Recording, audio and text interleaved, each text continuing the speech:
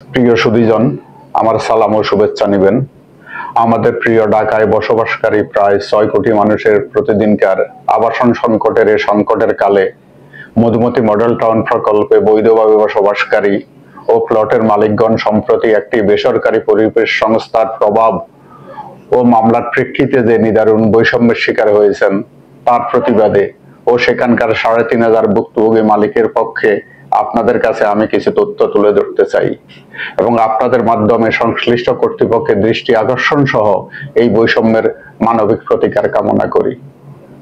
Metro makers and developers limited নামের housing কোম্পানিটি ১৯৯০ সালে ভাইয়া গ্রুপের একটি সিস্টার কোম্পানি হিসাবে প্রতিষ্ঠিত হয়। ১৯৯৫ সালে কোম্পানিটি রিয়াবের সদস্যপদ লাভ করে, যার সদস্য নং ২৫ Madhumati model town metro makers এর প্রথম প্রকল্প ছিল। মেট্রো মেকার্স ১৯৯১ সাল থেকে এই প্রকল্পের জন্য জমি কেনা শুরু করে এবং ২০০১ সাল থেকে গ্রাহকদের কাছে জমি বিক্রি কার্যক্রম শুরু করে। সংসদ ভবন থেকে মাত্র ৫ কিলোমিটার দূরত্বে থাকা ঢাকা সাভার রোডের আমিনবাজার ব্রিজের কাছাকাছি অবস্থিত হওয়ায় এবং সেই সঙ্গে ভাইয়া গ্রুপের সুনাম, ওয়েবসাইট, বিলবোর্ড, রিহাব মেলায় মেট্রোর অংশগ্রহণ, আস্থা অর্জন, বাংলাদেশ টেলিভিশন সহ সকল ইলেকট্রনিক ও প্রিন্ট মিডিয়ায় ব্যাপক প্রচার প্রচারণা ইত্যাদি ধারাবাহিক কার্যক্রমে আকৃষ্ট হয়ে ক্রেতারা এই প্রকল্পে প্লট ক্রয় করেন। প্রচারণাকালে মেট্রো মেকার্স কর্তৃপক্ষ প্রকল্পটিকে একটি বন্যামুক্ত এলাকা হিসাবে ঘোষণা করে। মেট্রো প্রকাশ্যভাবে বন্যামুক্ত এলাকা প্রচারণার পরও তখন পরিবেশ অধিদপ্তর, পানি উন্নয়ন বোর্ডের বন্যা নিয়ন্ত্রণ সেল, ভূতাত্ত্বিক জরিপ অধিদপ্তর সহ সংশ্লিষ্ট কোনো সরকারি সংস্থা প্রকল্পের উপর নিষেধাজ্ঞা জারি করে নাই বা সম্ভাব্য ক্রেতাদের জমি না কেনার জন্য কোনো রকম সতর্কতাও জারি করে নাই। বরং ২০০৫ সালে প্রকল্পটি আদালতের একটি রায়ে অবৈধ ঘোষণার পরও ২০০৭ সাল পর্যন্ত সরকারের বিভিন্ন বিভাগ যেমন পানি উন্নয়ন বোর্ড, ভূতাত্ত্বিক জরিপ বিভাগ, Titas gas and transmission, Dhaka ওয়াসা, পল্লী বিদ্যুৎ সহ সরকারের অন্তত ৮টি বিভাগ প্রকল্প বাস্তবায়নের জন্য মেট্রোকে ছাড়পত্র দিয়েছিল। ২০০৪ সালে বাংলাদেশ পরিবেশ আইনজীবী সমিতি সংক্ষেপে বেলা প্রকল্পটিকে বন্যা প্রবাহ অঞ্চল বা উপবন্যা প্রবাহ অঞ্চলে অবস্থিত দাবি করে প্রকল্পটির বৈধতা চ্যালেঞ্জ করে রিট পিটিশন দায়ের করে। রিটের শুনানি করে ২০০৫ সালের ২৭ জুলাই হাইকোর্ট প্রকল্পটি অবৈধ ঘোষণা করে রায় দেয়। সেই রায়ে ক্রেতাদের স্বার্থ রক্ষার বিষয়ে মেট্রোকে মোট প্রদেয় টাকার দ্বিগুণ এবং রেজিস্ট্রেশন বাবদ সকল খরচ প্রদান করার নির্দেশনাও দেওয়া হয়। পরবর্তীতে ২০১২ সালের ৭ই আগস্ট সুপ্রিম কোর্টের আপিল বিভাগেও সেই রায় বহাল থাকে। এরপর ২ বছরে মেট্রো মেকার্স ও জমির মালিকদের পক্ষ থেকে সর্বোচ্চ আদালতে ৫টি রিভিউ পিটিশন আবেদন করা হয়। ২০১৯ সালের ২৫শে এপ্রিল সুপ্রিম কোর্ট সব রিভিউ পিটিশন খারিজ করে পূর্বের রায় বহাল রাখে। আদালত মেট্রো মেকার্সকে ৬ মাসের মধ্যে প্লট ক্রেতাদের প্রদেয় টাকার দ্বিগুণ এবং রেজিস্ট্রেশন খরচ প্রদান করে প্রকল্পটি আগের অবস্থায় ফিরিয়ে আনার নির্দেশনা জারি করে। মেট্রো মেকার্স আদালতের রায় কার্যকর করতে ব্যর্থ হলে রাজুককে মেট্রোর কাছ থেকে টাকা আদায় করে রায় বাস্তবায়নের নির্দেশনাও দেওয়া হয়। রিভিউ পিটিশন খারিজ হওয়ার আগ পর্যন্ত প্রকল্পটিতে ৩,৫০০ গ্রাহক প্লট খরিদ করে, যাদের বেশিরভাগ অবসরপ্রাপ্ত স্বাভাবিক বেসামরিক সরকারি আধা সরকারি সংস্থার কর্মচারী, শিক্ষক, দেশের জন্য বৈদেশিক মুদ্রা অর্জনকারী প্রবাসী শ্রমিক, যারা জীবনের শেষ সম্বল দিয়ে এই প্রকল্পের প্লট কিনেছেন।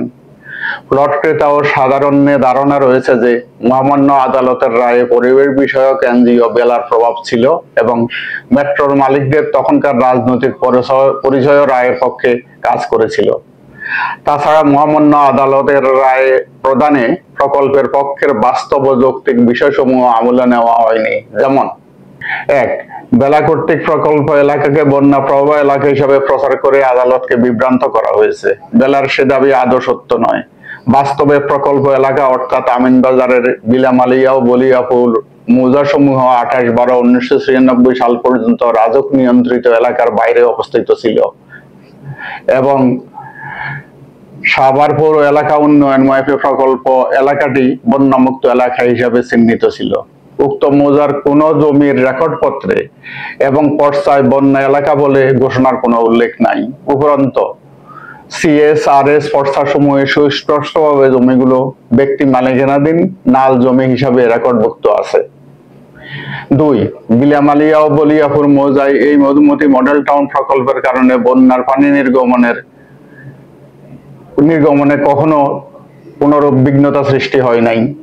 এমনকি প্রকল্পটি বাস্তবায়নের তারিখ থেকে অদ্যাবধি বেলার দাবিকৃত ঢাকা শহর প্লাবিত হওয়ার কারণ হিসাবে প্রকল্পটি চিহ্নিত হয় নাই, বরং প্রকল্পের পাশে ডেস্কো ও তিতাস গ্যাসের সুবিশাল পাওয়ার গ্যাস বিতরণ সেন্টার তৈরি করা হয়েছে।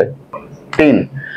জলাধার আইন 2000 ও ড্যাপ এর আওতায় মধুমতি মডেল টাউন প্রকল্পকে অবৈধ ঘোষণা করা হয়েছে, অথচ এই প্রকল্পটি 2001 সালে আরম্ভ হয় আর ড্যাপ প্রণয়ন শুরু হয় 2004 সালের জুলাই মাসে এবং গ্যাজেট নোটিফিকেশনের মাধ্যমে তা চূড়ান্ত হয় 22/6/2010 তারিখে। সুতরাং ড্যাপের কারণে এই প্রকল্প ক্ষতিগ্রস্ত হওয়ার যুক্তিটি সঠিক নয়।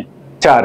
রায়ে মধুমতি প্রকল্প এলাকাকে ড্যাপে বর্ণিত সাবপ্লাট জোন হিসেবে চিহ্নিত করা হয়েছে, অথচ জলাধার আইনে সাবপ্লাট জোনে আবাসন গড়ে তোলা সম্পূর্ণরূপে নিষিদ্ধ নয়, রাজুকের অনুমোদন সাপেক্ষে আবাসন নির্মাণ আইনসিদ্ধ। 5. 2019 সালে সুপ্রিম কোর্টে সব রিভিউ পিটিশন খারিজ হওয়ার পূর্ব পর্যন্ত সরকারের সাব রেজিস্ট্রি অফিস, ভূমি অফিস, তহসিল অফিস যথাক্রমে মধুমতি মডেল টাউনের লেআউট প্ল্যান নকশা সম্বলিত সাব কবলা দলিল রেজিস্ট্রি, নামজারি ও খাজনা গ্রহণ করেছে। সুতরাং প্লট মালিকগণ ক্রয় সূত্রে এই সকল জমির স্বীকৃত মালিক এবং ভোগ দখলকারী হিসাবে সংবিধানের রাইট টু প্রপার্টি ও রাইট টু লাইফের আলোকে মৌলিক অধিকার ও প্রোটেকশন পাওয়ার অধিকারী। 6. রায়ে মহামান্য রাষ্ট্রপতির আদেশ 98/1972 উল্লেখ করে একক মালিকানায় 100 বিঘার অতিরিক্ত জমি না থাকার যে বিধানের কথা উল্লেখ করা হয়েছে তা এক্ষেত্রে প্রযোজ্য ছিল না, কারণ মেট্রো মেকার্স একদিকে জমি কিনেছেন, অপরদিকে 3500-এর অধিক প্লট ক্রেতাকে হস্তান্তর করেছে। এমত অবস্থায় প্রকল্পের মালিকানায় একই সময়ে একসঙ্গে 100 বিঘার অতিরিক্ত জমি থাকার যৌক্তিকতা অসার প্রমাণিত হয়। 7. প্রকল্পে বসবাসকারীদের জন্য পল্লী বিদ্যুৎ থেকে 2000 সাল থেকে বিদ্যুৎ সংযোগ দেওয়া হয়েছে। সেই থেকে অদ্যাবধি প্রকল্পে বসবাসকারীগণ প্রতি মাসে প্রায় 20 লক্ষ টাকা সংশ্লিষ্ট বিদ্যুৎ কর্তৃপক্ষকে পরিশোধ করে আসছে। সংযোগটি বন্ধ করা হলে সরকার এই বিপুল পরিমাণ রাজস্ব আয় থেকে বঞ্চিত হবে। 8. প্রকল্পে বর্তমানে 500-র বেশি বহুতল ভবনে প্রায় 50,000 লোক বসবাস করেন। প্রকল্পের বাণিজ্যিক জোনে কৃষি জমি, গরুর খামার, রিসোর্টে ও অন্যান্য বাণিজ্যিক প্রতিষ্ঠানে কয়েক হাজার শ্রমিক কাজ করে তাদের জীবিকা নির্বাহ করে। এছাড়া এখান থেকে প্রাপ্ত ট্যাক্স ও ভ্যাট থেকে সরকারের আয় হয়। এখানে রয়েছে প্রায় 20 লক্ষাধিক বনজ, ফলজ ও ঔষধি গাছপালা, যা প্রকল্পটিকে একটি সবুজ নগরীতে পরিণত করেছে এবং পরিবেশ উন্নয়নে সহায়ক ভূমিকা রাখছে। 9. 2019 সালের 25 এপ্রিল সুপ্রিম কোর্টে সব রিভিউ পিটিশন খারিজ হওয়ার পর মেট্রো কর্তৃপক্ষ প্রকল্প ছেড়ে চলে গেছে। প্রায় 5.5 বছর অতিক্রান্ত হওয়ার পরও আদালতের নির্দেশনা অনুযায়ী মেট্রো কর্তৃপক্ষ থেকে প্লট ক্রেতারা তাদের প্রদেয় টাকার দ্বিগুণ ও রেজিস্ট্রেশন খরচ পায় নাই। ইতিমধ্যে পার্শ্ববর্তী এলাকার সকল জমির মূল্য কয়েক গুণ বৃদ্ধি পেয়েছে। বর্ধিত বর্তমান মূল্যের হিসাবে না গিয়ে মেট্রোকে দেওয়া টাকার দ্বিগুণ হিসাব করলে ক্ষতিপূরণের মোট পরিমাণ হবে কমপক্ষে 2330 কোটি টাকা এবং রেজিস্ট্রেশন খরচ মিলিয়ে কমপক্ষে 2500 কোটি টাকা ক্রেতাদের প্রদান করতে হবে। সেই সঙ্গে পুনঃখনন করে আবারও জলাশয়ে পরিণত করতে প্রায় 1000 কোটি টাকা খরচ হবে। মেট্রো কর্তৃপক্ষ না থাকায় তাদের কাছ থেকে এই 3500 কোটি টাকা সহ সমুদয় অর্থ আদায় করা কোনোভাবেই সম্ভব হবে না। রাষ্ট্রকে সেক্ষেত্রে এই অর্থের ব্যয়ভার বহন করতে হবে, যা বাস্তবসম্মত হবে না। রাষ্ট্র নিজের টাকা খরচ করে হাজার হাজার মানুষকে বাস্তুচ্যুত করলে তা হবে মানবাধিকার ও প্লট ক্রেতাদের সাংবিধানিক অধিকারের পরিপন্থী পদক্ষেপ। এতে সরকারের কোনো লাভও নেই। তাছাড়া লক্ষ লক্ষ গাছ কেটে পুনঃখননের যে মারাত্মক এতে সরকারেরও কোনো লাভ নেই। এছাড়া লক্ষ লক্ষ গাছ কেটে পুনঃখননে যে মারাত্মক পরিবেশ বিপর্যয় হবে তার দায় সরকার বা বেলা নিতে পারে না। 10. প্রকল্পের অতি সন্নিকটের নিষিদ্ধ প্লাট জোনে ডিএনসিসি কর্তৃক জাপান সরকারের সহায়তায় গার্বেজ রিসাইক্লিং সেন্টার গড়ে তোলা হয়েছে। এছাড়াও প্রকল্পের উত্তরে ঢাকা আরিচা মহাসড়কের কোলঘেঁষে গড়ে উঠেছে petrol pump, gas filling station, আবাসিক এলাকা ও নানা স্থাপনা। প্রকল্পের লাগোয়া পশ্চিম পাশে গড়ে উঠেছে ইস্টার্ন হাউজিং এর প্রকল্প এবং বিশাল পার্ক। এইভাবে চারিদিকে সরকারি বাণিজ্যিক ও আবাসন বেষ্টিত মধুমতি মডেল টাউনকে আলাদাভাবে চিহ্নিত করে বন্যা প্রবাহ এলাকা বা জলাধার আখ্যা দেওয়া নিতান্তই বৈষম্যমূলক। 11, মধুমতি মডেল টাউন প্রকল্প অবৈধ বা বাতিল ঘোষণা বা প্লট ক্রেতাদের উচ্ছেদ করার যে কোনো সিদ্ধান্ত বৈষম্যমূলক হওয়ার আরো প্রাসঙ্গিক যুক্তি হচ্ছে সরকারি সংস্থাগুলি উত্তরা পেজ 1, 2 এবং 3, পূর্বাচল, জিলমিল এবং বারিধারা যে ব্লকের মতো জলাভূমিতে বিশাল আবাসন প্রকল্প তৈরি করায় অগ্রণী ভূমিকা পালন করেছে। বেসরকারি আবাসন উদ্যোক্তারা এটি অনুসরণ করে বনশ্রী, বছিলা, জলশ্রী, আসিয়ান, ঢাকা উদ্যান ইত্যাদি প্রকল্প বাস্তবায়ন করেছে। তাহলে মধুমতি মডেল টাউন প্রকল্প শুধু বৈষম্যের শিকার হবে কেন? উপরোক্ত তথ্য উপাত্তের ভিত্তিতে মধুমতি মডেল টাউন প্রকল্পটি অবৈধ বা বাতিলের রায় কার্যকর করা হলে তা হবে খুবই দুঃখজনক ও প্রকল্পের ক্রেতাদের সাংবিধানিক মৌলিক অধিকারের লঙ্ঘন।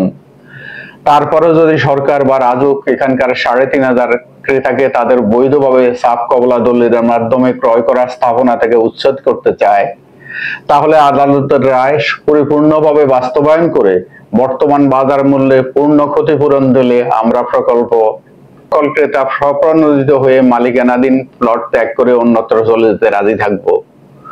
উচ্ছেদ করার কোনো প্রয়োজন হবে না। অন্যথায় এই উচ্ছেদ কার্যক্রমে আমাদের বৈধ ক্রেতাদের মৌলিক অধিকার ও আদালতের রায়ের ব্যর্থ হবে বলে বিবেচিত হবে।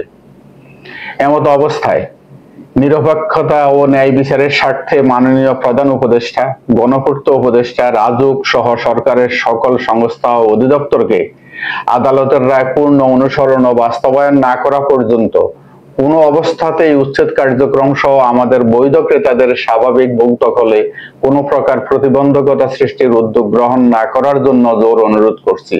এতৎসঙ্গে দেশের সকল ইলেকট্রনিক ও প্রিন্ট মিডিয়ার সংশ্লিষ্ট কর্মকর্তা ভাইদের উপরোক্ত তথ্যগুলো বিবেচনায় নিয়ে আমাদের ন্যায্য স্বার্থ সংরক্ষণে বস্তুনিষ্ঠ প্রতিবেদন প্রচারের বিনীত আহ্বান জানাচ্ছি। নিবেদন ও ধন্যবাদ আনতে মধুমতি মডেল টাউন প্রকল্পে বসবাসকারী প্লট ক্রেতা সাধারণের পক্ষে আমি নুরুল আমিন, প্লট নং 46, ব্লক কে।